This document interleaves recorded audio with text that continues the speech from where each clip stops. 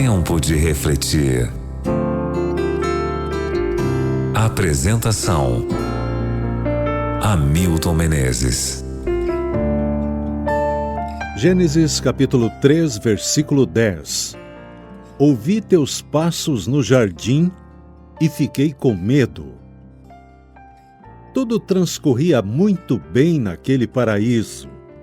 O Jardim do Éden era um lugar tranquilo, harmonioso e seguro. O homem fora criado à imagem e semelhança de Deus e tinha comunhão com Ele. Deus até mesmo passeava no jardim no final do dia. No entanto, Adão pecou.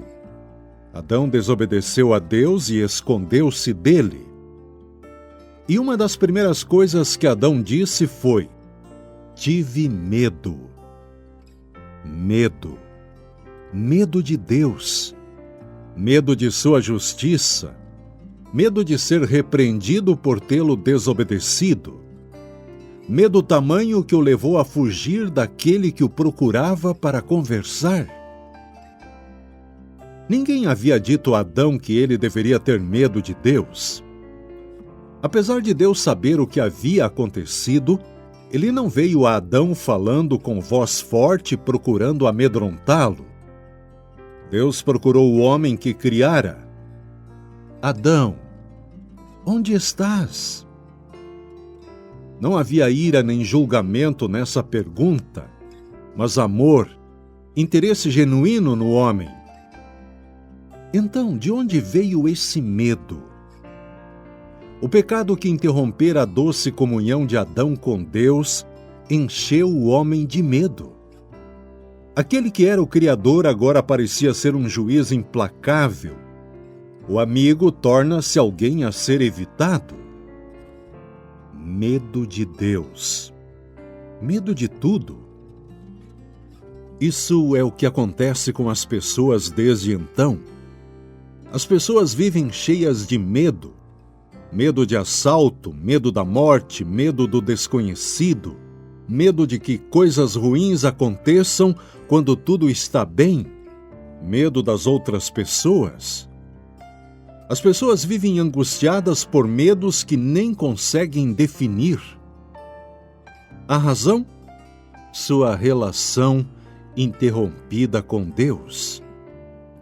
Que tinha Adão a temer se permanecesse na presença de Deus? Que poderia atemorizar Adão se ele se entregasse totalmente aos cuidados de Deus? Que temos a temer se vivemos na presença de Deus, se entregarmos a Ele nossa vida, se dependermos exclusivamente de seu cuidado? Será que com todos os nossos medos somos capazes de evitar o sofrimento ou somos capazes de nos proteger? O medo que sentimos é, na verdade, sinal de nossa fragilidade, de nossa impotência diante dos fatos e das pessoas. Precisamos de alguém que seja maior do que tudo e todos. Se esta é a sua situação, saiba que não há necessidade de você permanecer escravizado pelo medo, seja ele qual for. Venha para Deus, prove o seu amor, e esse amor lançará fora todo o medo.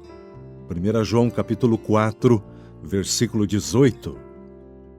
Entregue sua vida ao Senhor Jesus. Permita que Ele, no dia de hoje, cuide de você. Isso não significará fim de sofrimentos, e sim que você estará protegido nas mãos de Deus, e delas ninguém poderá tirá-lo. Vamos orar? É bom saber, Pai, que o teu amor lança fora todo o medo. Faça isso na vida de cada um de meus ouvintes agora. Por favor, em nome de Jesus. Amém. Tempo de refletir, que Deus proteja você e sua família, que Ele tenha misericórdia de vocês e lhes dê a paz.